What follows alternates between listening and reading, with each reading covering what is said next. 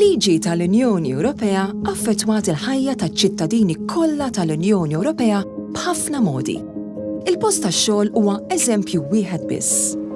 Il-liġi tal-Unjoni Ewropea tindika kemm il-ġurnata vakanza għandek, kemm taħdem f'ġimgħa u dritt tiegħek għal-leave tal-Mart.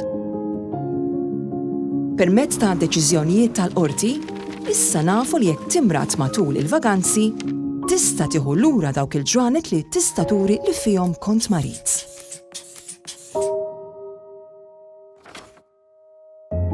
Bl-istess mod jekk tkun fuq leave tal-Mart għal żmien twil u ma tkunx tista' tieħu l-vaganzi fi żmien mogħti, tista' jew titlob li min jimpjegak jħallsek tagħhom jew tieħu dawk il-vaganzi iktar il quddiem.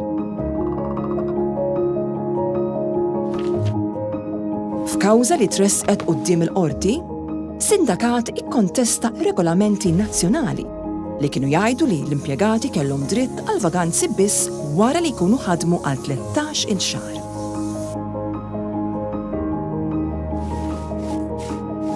Peress li min jimpjega seta' jabbuża minn dawn ir-regoli nazzjonali b'użu ta' kuntratti osra konsekuttivi sabiex iċċaħħad lill-impjegati mill-vaganza mħallsa, il-qorti ddeċidiet li dawn ir-regoli jiksru l-liġi tal-Unjoni Ewropea u tagħti dritt tal-leave annwali lil ħaddiema kollha fl-Unjoni Ewropea. Il-qorti diversi drabi ta' deċiżjoni dwar kemm il-ħin modi standby minn tobba, pumpira u ħaddiema oħra tal-emerġenza għandu jgħod bħala ħin ta' xogħol.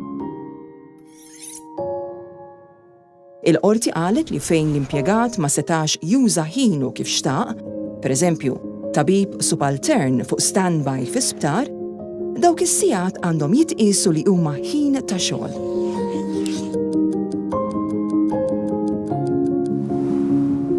B'dawn u b'ħafna deċiżjonijiet oħra, il-Qorti tal-Ġustizzja żgurat kundizzjonijiet ta' xogħol diċenti għall-impjegati.